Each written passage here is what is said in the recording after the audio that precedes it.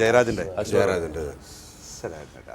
ഒരുപാട് വേരിയേഷൻസ്. ആ fire and power എന്ന് പറയുന്നത് മനസ്സിൽ കൊണ്ട് നടക്കുന്നതെന്ന് പറയുന്നത് ആ ചുറ്റിന് നിൽക്കുന്നവരടുത്തുള്ള വൈരാഗ്യമാണ്. ഇവ ആ നിൽക്കുന്നവർ തന്നെയാണ് ഇയാളുടെ അച്ഛനെ തീയിട്ട് കത്തിച്ചളക്കുന്നത്, നമ്മുടെ ടീച്ചർ വിചാരം ചെയ്യുന്നവർ. ഇവിടെ ചോദിക്കാൻ വരുമ്പോൾ മറ്റേ ആൾ കയറി ഇടപെട്ട് ആ പടമായി അവിടെ ഇടിയായി തീ എന്ന് പറയുന്നത് അതാണ് ഒരു അവിടുത്തെ ട്രാക്ക് മാറിപ്പോകുന്നതാണ്. അതെ അതെ അതെ. ഞാൻ ഇത്രയും നേരം നമ്മൾ സംസാരിച്ചുകൊണ്ടിരിക്കുക ഒന്ന് അടിപൊളിയാക്കട്ടെ, ഒരു പാട്ട് പാടും.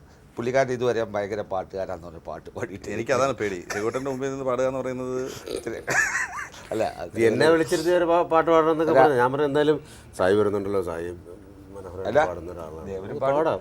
ദേവൻ പാടുന്ന കാര്യം കാരണം അവർ രണ്ടുപേരും പാട്ടുകാരാണ്. ഞാൻ കണ്ടിട്ടുണ്ട് അവരെ ടിവിയിലും മറ്റു. എന്താ സംഭവം ഞാൻ പാടില്ലടാ മോനെ, ഞാൻ എവിടെ പാടും, ഞാൻ എവിടെ കണ്ടിട്ടുണ്ടോ? ഞാൻ എത്രയോ സ്ഥലത്ത് കണ്ടിരിക്കുന്നു. എനിക്ക് പാടാൻ അറിയില്ല. അമ്മമാരെ ചുമ്മാ നല്ല പാട്ട് അങ്ങനെ സംഗീത പ്രോഗ്രാംസ് നടത്തിയ ആൾക്കാരാണ് അവർ.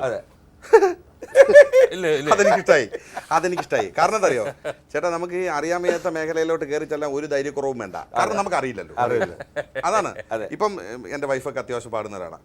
അപ്പോൾ അയാളൊക്കെ ഇപ്പം നിൽക്കുന്ന സമയത്ത് വേറൊരാൾ ഒരു ദാസേട്ടനോ അല്ലെങ്കിൽ ജയചന്ദ്രനോ അല്ലെങ്കിൽ MG ശ്രീകുമാറോ അല്ലെങ്കിൽ വേണുഗോപാലോ ആരെങ്കിലും നിന്ന് കഴിഞ്ഞാൽ എനിക്കങ്ങോട്ട് പറ്റില്ല എന്ന് പറഞ്ഞിട്ട് പോകും.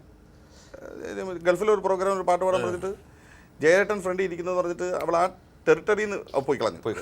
അപ്പം ഞാൻ കയറി പാടി, നമുക്കിതിനെ പറ്റി അറിയില്ലല്ലോ. അതെ, നമുക്കറിയത്തില്ല, അതുകൊണ്ട് നമ്മൾ കയറും.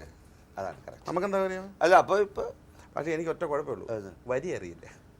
അല്ല പ്രോംപ്റ്റ് ചെയ്തിരും.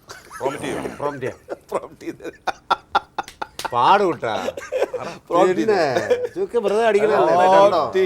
മൂന്നാല് വരി പാടാം. നാളികലോചനെ നിൻമിഴികൾക്കിന്നു നീലിമയങ്ങനെ കൂടി,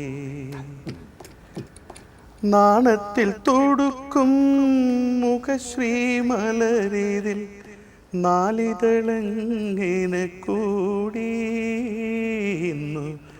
നാലിതളങ്ങനെ കൂടി. നല്ല പാട്ടാണ്. ഈ ഇതിന്റെ പലപ്പോഴും ചേട്ടാ വരികൾ മറന്നു പോകും.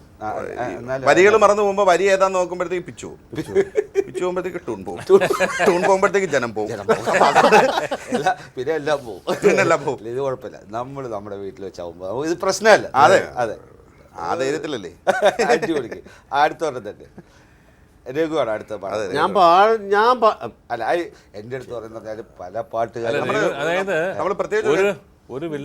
ഒരു വില്ലൻ നടന്മാർക്കില്ലാത്ത ഒരു അഡ്വാൻറ്റേജ് ഇവനുണ്ട്, രഘുനുണ്ട്. നൃത്തം ചെയ്യാൻ പറ്റും. അല്ല, ഭരതനാട്യം അറിയുന്നു. ഇവിടെ നിന്ന് ഈ വേഷത്തിലൊക്കെ ഭരതനാട്യം പ്രേക്ഷകരെ അല്ല, ഇത് രവിയുടെ വീടല്ല.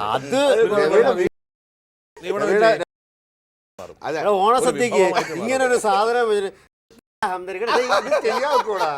ഞാൻ പറഞ്ഞു മനസ്സിലാക്കി. ഓണസദ്യയില്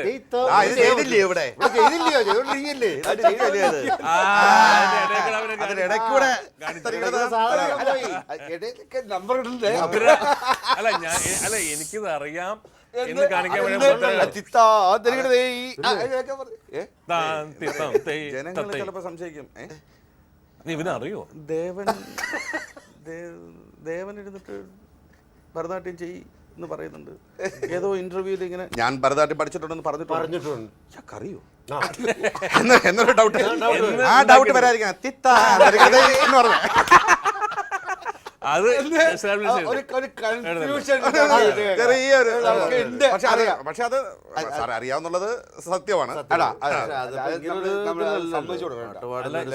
ഞാനിത് അറിഞ്ഞതിന് ശേഷം ഞാൻ പലപ്പോഴും ചിന്തിച്ചിട്ടുണ്ട്, വില്ലൻ എന്ന കഥാപാത്രം രഘുവിന് കിട്ടുമ്പോ ആ ഇൻട്രൊഡ്യൂസ് ചെയ്യുന്ന ആ സീനിൽ തന്നെ ഇവനെ കൊണ്ട് ഡാൻസ് ഭയങ്കരമായ മാറില്ല മോനെ, തരൂല്ല.